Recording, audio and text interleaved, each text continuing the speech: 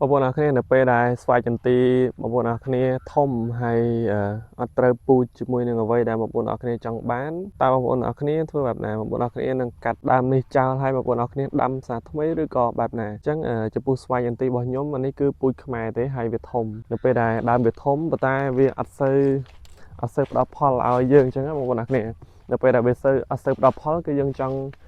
ដូរពូជពូជខ្មែរនេះទៅជាពូជផ្សេងវិញដូចជាពូជ M23 ឬក៏ពូជ09អីចឹងទៅអញ្ចឹងនៅពេលដែលដើមចន្ទីធំបែបនេះតើបងប្អូនអរគ្នានឹងកាត់ដើមស្វាយចន្ទីនេះចោលហើយបងប្អូនអរគ្នានឹងយកពូជថ្មីដើម្បីមកដាំឬក៏បងប្អូនអរគ្នាធ្វើបែបណានេះគឺជាការសាកល្បងរបស់ខ្ញុំទេនៅពេលដែលដើមស្វាយចន្ទីវាធំបែបនេះខ្ញុំអត់កាត់វាចោលហើយដាំសារថ្មីទេអានឹងអាចថាយើងខាត់ពេលហើយចន្ទីវាត្រូវការលូតលាស់សារថ្មីអញ្ចឹងនៅពេលដែលស្វាយចន្ទីធំបែបនេះហើយយើងចង់ដូរពូជយកចង់កាត់វាចោលហើយយើងដាំសារថ្មីទេអញ្ចឹងបងប្អូនអរគ្នាអាចសាកល្បងតាមវិធីនេះបានប៉ុន្តែខ្ញុំក៏សាកល្បងដែរអញ្ចឹងបងប្អូនអរគ្នាអាចកាត់បែបនេះទៅកាត់ត្រឹមនេះទៅដើម្បីឲ្យវាចេញប្លុកថ្មីនៅពេលដែលវាចេញប្លុកថ្មីមកគឺយើងអាចធ្វើការកាត់តមែកពូជទៅលើប្លុកថ្មីដែលវាបានចេញមកឥឡូវខ្ញុំនាំបងប្អូនអរគ្នាមកមើលពីដើមស្វាយចន្ទីរបស់ខ្ញុំដែលខ្ញុំបានកាត់អានេះ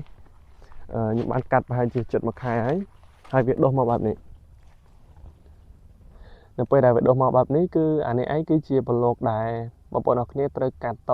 យើងអាចកាត់តជាមួយនឹងប្លុកទាំងអស់នេះអញ្ចឹងនៅពេលដែលវាដុះមកច្រើនបងប្អូនអរគ្នាប្លុកដែលដុះមកច្រើនយើងអាចទុកប្លុកណាមួយដែលថាយើងចង់ទុកមានថានៅពេលដែលយើងកាត់តទៅស្អាតធ្វើឲ្យមែករបស់យើងស្អាតដូចគ្នាដែរអានេះខ្ញុំទៅកាត់ហើយអានោះខ្ញុំកាត់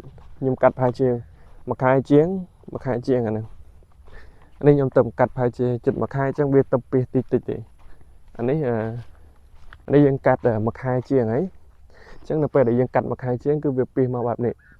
អញ្ចឹងចំពោះប្លុកដែលយើងពីសមកបែបនេះគឺជាប្លុកដែលយើងត្រូវយកវាទៅកាត់តអញ្ចឹងចំពោះប្លុកទាំងអស់នេះគឺយើងមិនមែនទុកទាំងអស់តែបងប្អូនអរគ្នាអញ្ចឹងបងប្អូនអរគ្នាអាចទុកប្លុកណាមួយដែលនៅពេលដែលយើងកាត់តទៅវាស្អាតអញ្ចឹងចំពោះមួយដើមនេះគឺខ្ញុំទុកប្រហែលជា5ប្លុកដើម្បីកាត់តអញ្ចឹងបើសិនជាវារស់ទាំងអស់ក៏ល្អបើសិនបើវាថាវាងាប់មួយអីចឹងទៅអាហ្នឹងក៏យើងសល់4ដែរអញ្ចឹងទាំងអស់នេះគឺ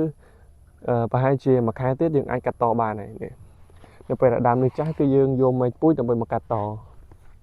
អានេះមួយទៀតអានេះខ្ញុំកាត់ប្រហែលជា1ខែជាងដែរអញ្ចឹងនៅពេលដែល1ខែជាងគឺវាចាប់ផ្ដើមចេញបែបនេះគឺជាមែកដែលបងប្អូនអរគ្នាត្រូវតែកាត់តមានន័យថាយើងយកមែកពូជដើម្បីមកកាត់តអានេះខ្ញុំសាកល្បងតែបងប្អូនអរគ្នាអញ្ចឹងបើសិនជាបងប្អូនអរគ្នាចង់ធ្វើបែបនេះបងប្អូនអរគ្នាអាចសាកល្បងបានសាកល្បងដោយសារតែអានេះខ្ញុំក៏សាកល្បងដែរខ្ញុំសាកល្បងមើលថាតើនៅពេលដែលយើងកាត់តវាអាចរស់បានប៉ុណ្ណាហើយការធំធាត់របស់វាអាចលឿនក្នុងកម្រិតណាអញ្ចឹងអានេះការសាកល្បងរបស់ខ្ញុំអញ្ចឹងបើសិនបើបងប្អូនអរគ្នាមានដើមស្វាយចន្ទីបែបនេះហើយចង់ដូរពូជចឹងបងប្អូនអរគ្នាអាចសាកវិធីនេះបាន